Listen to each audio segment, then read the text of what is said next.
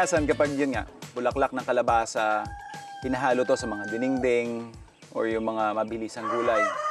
Sa amin to, hugas bigas, tapos patani. Yun yung normal na sineserve sa amin ni Airpods, tapos konting bagong isda. Pero ngayon, yan. Medyo bibigyan natin siya ng ibang take. Gagawa lang tayo ng stuffed squash blossoms, pero yung ating filling is gawa sa keso at saka crab meat. The first thing that we need to do is yung ating parang pinaka-batter, yung magko-coat, para magbigay ng added texture doon sa ating dish. So parang gagawa tayo ng tempura. The first thing that we need to do is mix our all-purpose flour. Then yung ating water.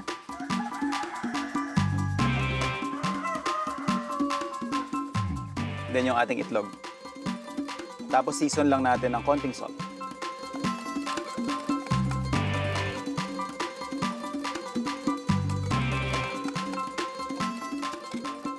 So kung mapapansin nyo, malapot na malapot pa yung ating batter. Kasi hindi pa yun yung parang pinaka-final niya. Lalagyan pa natin ito ng yelo o kaya malamig na tubig. Ngayon gusto natin mababa yung temperature niya, malamig. Kasi ito yung magbibigay nung parang putok-putok na itsura sa tempura. So parang siya yung magbibigay ng light na texture doon sa ating pinaka-crispy na end product. You wanna set this aside, you wanna make this ahead of time kasi again, harina, liquid, gluten. So gusto natin mas light pa yung magiging pinaka-batter natin o yung magiging epekto nito doon sa ating squash blossoms. Kaya pagpapahingahin natin habang ginagawa yung ating filling. For our filling, napaka-solid nito. Cream cheese, lalagay natin ng crab meat. And then sisison lang natin ng salt and pepper. Tapos babagsakan natin ng konting chives. Kung mas trip ninyo yung medyo mas maalat, tsaka may access kayo sa palengke, yun, kesong puti. Pwedeng-pwede rin natin pamalit imbes na cream cheese. And then we'll just season it lightly. Some salt, some pepper. Then halo lang natin para hindi naman nasa isang parte lang yung asin. Then gusto natin kasi medyo mas madali siyang i-manage. And then we'll just add in yung ating crab meat. Kung wala kayong crab meat na mabili, pwede rin kahit maghimay kayo ng isda or tinapa flakes. And then we'll just finish this with some chives. Kung wala kayong plastic piping bag, pwede kayong gumamit ng wax paper. And then, ifo-fold nyo lang siya para magawa ninyo to. Kung wala talaga, kahit plastic labo, well, pag gagamit kayo ng, kunyari, yung ordinary yung plastic, ang problema kasi doon, medyo mabigat yung filling natin. So kapag pinupuwersya mo siya ng ganon, mag-stretch lang yung plastic, hindi siya lalabas doon sa butas. But yeah, definitely, kung konti-konti lang naman na portion yung ilalagay ninyo, I'm sure it would work. Ayan, so we'll just cut the tip.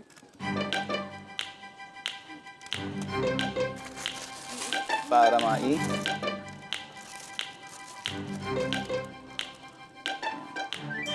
Then, balik ko lang ng konti. Ready na tayo mag-stuff? Maglalagay muna ako ng mantika doon sa ating pan.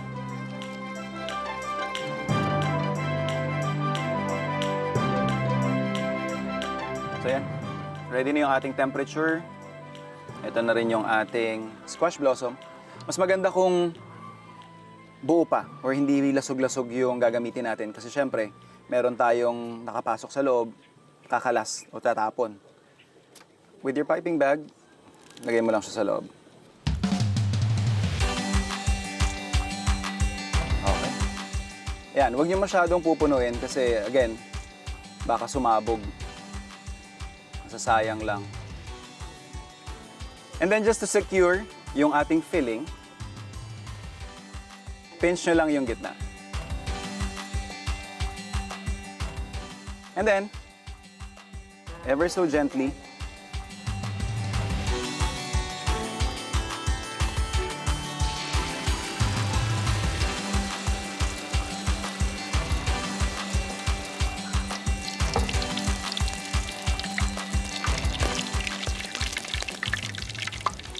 So guys, ito yung sinasabi natin, yung mga blisters na yan.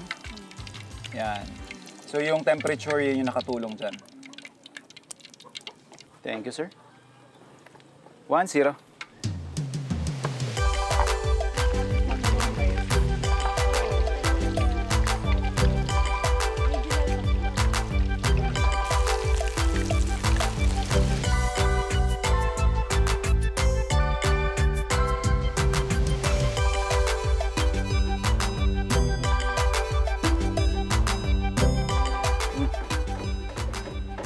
Yum. Mainit.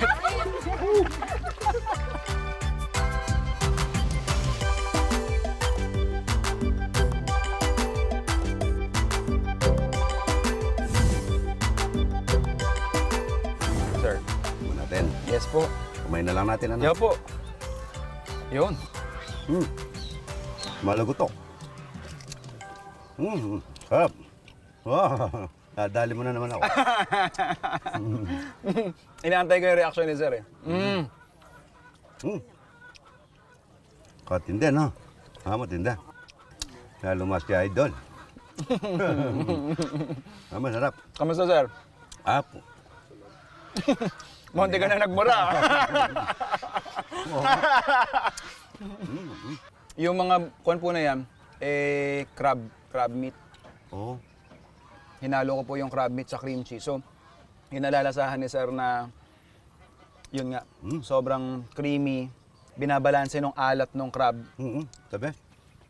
Tapos sumahabol sir yung kuwan, ano, yung sarap nung bulaklak Oo. sa dulo. Kasi may lasa din yung bulaklak, Apo. no?